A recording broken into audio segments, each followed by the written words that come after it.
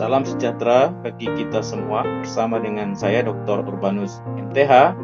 Hari ini kita membahas doktrin Allah Tritunggal. Doktrin Allah Tritunggal. Bagaimana kita memahami doktrin Allah Tritunggal? Doktrin Allah Tritunggal merupakan suatu konsep yang tidak ada pada agama-agama lain dan juga bukan suatu konsep yang ditarik sebagai kesimpulan dari hasil pemikiran manusia yang melalui kemampuan rasio yang diciptakan oleh Allah. Dan perlu kita ingat, doktrin Allah Tritunggal merupakan suatu konsep yang tidak dapat dihindari oleh manusia karena Allah telah demikian menyatakan dan memperkenalkan dirinya kepada manusia. Lalu timbul pertanyaan, mengapa kita mempelajari Tritunggal dalam kita mengetahui bagaimana iman kekristenan? Yang pertama, karena Allah Tritunggal adalah Allah yang besar, Allah yang benar, dan yang tidak terbatas. Lalu hal yang kedua, waktu kita mempelajari Allah Tritunggal, maka kita bukan hanya menyelidiki konklusi dogma yang didiskusikan selama berabad-abad, melainkan kita menyelidiki Allah itu sendiri, sehingga kita memahami Allah yang benar dalam kehidupan kita sehari-hari. Lalu hal yang ketiga, doktrin Tritunggal memang sulit dipelajari karena melampaui rasio manusia. Dan ini bukan berarti bertentangan dengan rasio, tetapi doktrin Tritunggal merupakan suatu fakta yang melampaui rasio manusia sehingga perlu dipelajari. Lalu kita perlu memahami pengertian kata Tritunggal. Tritunggal berarti tiga pribadi dalam satu Allah, atau dalam satu esensi diri Allah ada tiga pribadi.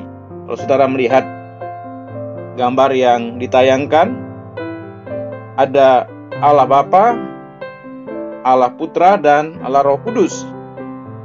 Inilah tiga pribadi dalam satu Allah yang digambarkan di dalam penjelasan ini. Lalu kita perlu memahami ada beberapa pandangan sebelum abad pertengahan tentang Tritunggal. Yang pertama, gereja di Timur, Yunani Ortodok. Gereja di Timur ini banyak dipengaruhi oleh filsafat Yunani. Kemudian gereja di Barat, gereja Katolik, banyak dipengaruhi oleh pikiran-pikiran Latin.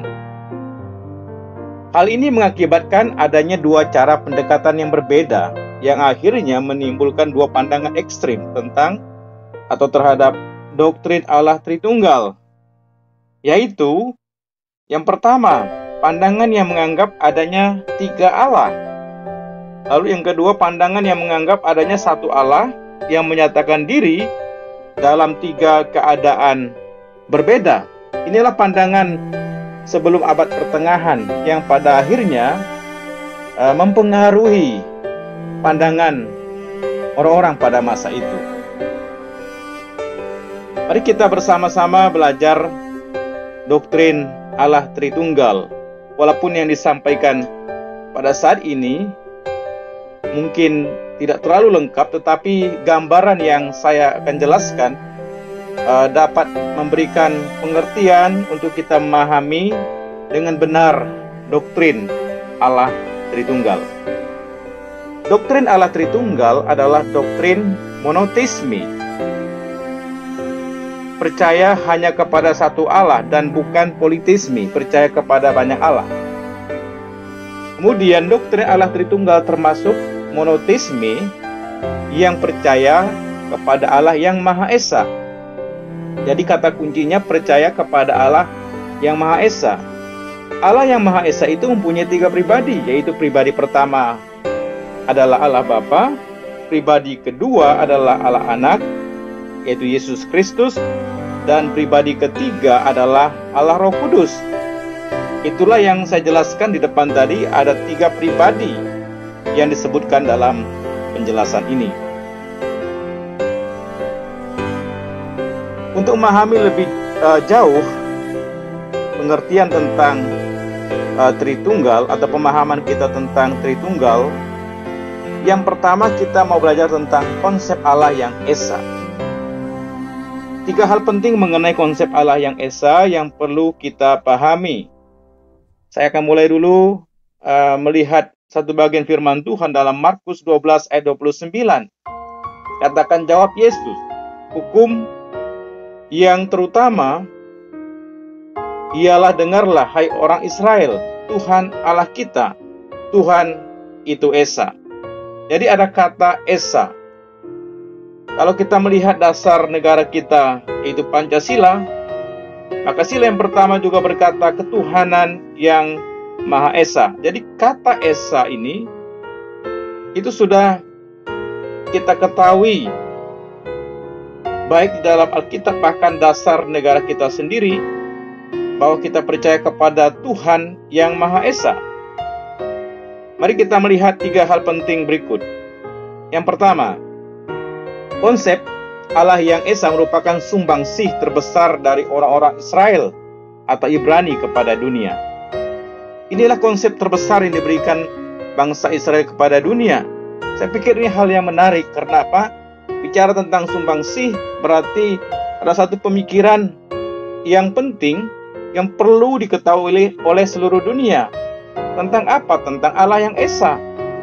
Bukan muncul belakangan hari atau pada hari ini, tetapi sejak dahulu konsep ini sudah dipaparkan, sudah disampaikan kepada dunia. Lalu konsep yang kedua, konsep Allah yang Esa merupakan pernyataan Allah yang serius, sehingga dia menuntut sesuatu dari orang-orang yang menerima wahyu khusus ini. Jadi Allah itu Esa, yang berarti kita tidak dapat sembarangan berserah atau menyerahkan diri kepada yang lain. Ini menarik. Karena apa? Karena dia Esa. Kita harus menyerahkan diri kita hanya kepada Allah yang Esa, yang hanya satu Allah, yaitu Allah yang Esa. Lalu konsep yang ketiga, konsep Allah yang Esa, tidak ada yang seperti dia. Inilah yang menjadi dasar teologi Tritunggal di dalam mengerti sifat Allah. Tidak ada yang sama seperti Allah. Dalam Ulangan pasal 6 ayat 4-5, kita bisa menemukan ada kalimat penting di sana. Dengarlah hai Israel, Tuhan itu Allah kita, Tuhan itu Esa. Kasihlah Tuhan Allahmu dengan segenap hatimu dan dengan segenap jiwamu dan dengan segenap kekuatanmu. Jadi dikatakan dengarlah hai Israel, Tuhan itu Allah kita, Tuhan itu Esa. Jadi saudara, kita perlu memahami dengan benar konsep yang dipaparkan dalam pembelajaran ini. Lalu kita akan memperhatikan konsep Allah yang Esa. Tidak ada yang seperti dia. Yang pertama dikatakan dia transenden. Artinya dia lain dari yang lain dan dia melampaui segala sesuatu. Dia tidak dibatasi oleh keadaan. Walaupun dikatakan Tuhan yang transenden, dia juga Tuhan yang imanen. Dia ada di hati kita. Waktu kita percaya kepadanya, dia ada bersama-sama dengan kita. Itulah Tuhan yang imanen.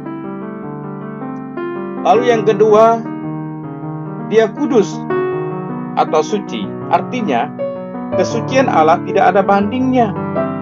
Sekalipun dan sekaligus menjadi sumber segala kesucian. Dasar dari segala kesucian adalah Allah sendiri, Allah suci. Dan dia kudus dan tidak ada bandingnya. Lalu hal yang ketiga yang kita pelajari, dia mutlak. Apa artinya? Hanya dia adalah satu-satunya yang melampaui segala sesuatu yang relatif. Jadi mutlak artinya dialah satu-satunya yang melampaui segala sesuatu, yang ada di atas segala sesuatu, yang mengatur segala sesuatu. mutlak baginya. Lalu yang keempat, dia sempurna. Artinya, Allah adalah satu-satunya yang tidak berkekurangan, dan dia mencukupi, serta menjadi sumber yang mencukupi yang lain. Jadi Allah itu sempurna, tidak terbatas dengan kondisi apapun. Lalu yang kelima, dia kekal. Dialah Alfa dan Omega. Artinya hanya dia yang tidak mempunyai permulaan dan tidak mempunyai akhir, serta menjadi sumber dari kekekalan. Lalu yang kedua, istilah yang mengindikasikan keesaan Allah, kita perlu memahaminya untuk mengerti secara utuh tentang Allah Tritunggal. Pemakaian kata kita dalam kitab Kejadian dikatakan, berfirmanlah Allah, baiklah kita menjadikan manusia menurut gambar dan rupa kita. Kejadian 1 ayat 26. Kalau kita memperhatikan kalimat ini penting sekali. Karena apa? Karena ini bicara tentang karya atau pekerjaan Allah yang pertama adalah mencipta. Dia menciptakan segala sesuatu dari tidak ada. Creation ex nihilo. Dari sesuatu yang tidak ada, bukan sudah ada, tapi belum dan tidak ada. Tapi dia menjadikan menjadi ada. Lalu yang kedua, istilah yang kedua yang mengindikasikan keesaan Allah, sebutan Elohim bagi Allah. Istilah atau sebutan Allah yang dipakai selalu dalam bentuk jamak, yaitu Elohim, bukan dalam bentuk tunggal, El. Bukan saja sebutan Tuhan selalu muncul dalam bentuk jamak, namun juga seringkali sebutan Tuhan atau ucapan terhadap Tuhan muncul diulangi 3 kali.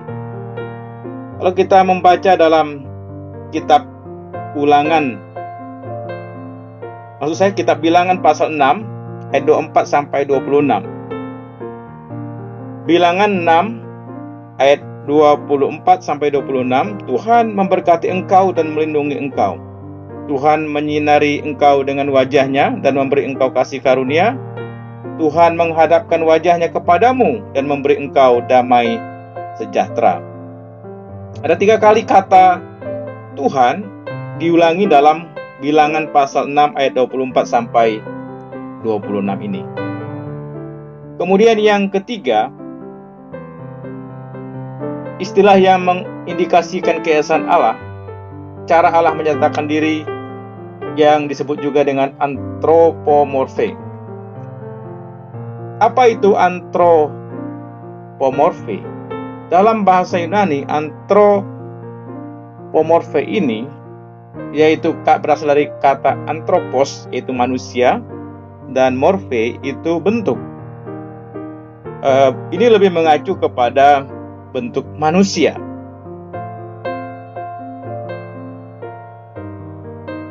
Ada satu konsep kristologi yang sudah berkembang luar biasa dari penulis kitab Ibrani. Kalau kita membaca dalam Ibrani pasal 1 ayat 5, dikatakan seperti ini. Karena kepada siapakah di antara malaikat-malaikat itu pernah dikatakan, anakku engkau telah kuperanakkan pada hari ini, dan aku akan menjadi bapanya, dan ia akan menjadi bapakku. Dan ketika ia membawa pula anaknya yang sulung ke dunia, ia berkata, semua malaikat Allah harus menyembah dia. Dan tentang malaikat-malaikat ia berkata, ia membuat malaikat-malaikatnya menjadi badai, dan pelayan-pelayannya menjadi nyala api. Tetapi tentang anak ia berkata, tahtamu, ya Allah, tetap untuk seterusnya dan selamanya, dan tongkat kerajaanmu adalah tongkat kebenaran. Inilah suatu konsep kristologi yang sudah berkembang dan kita temukan dalam kitab Ibrani.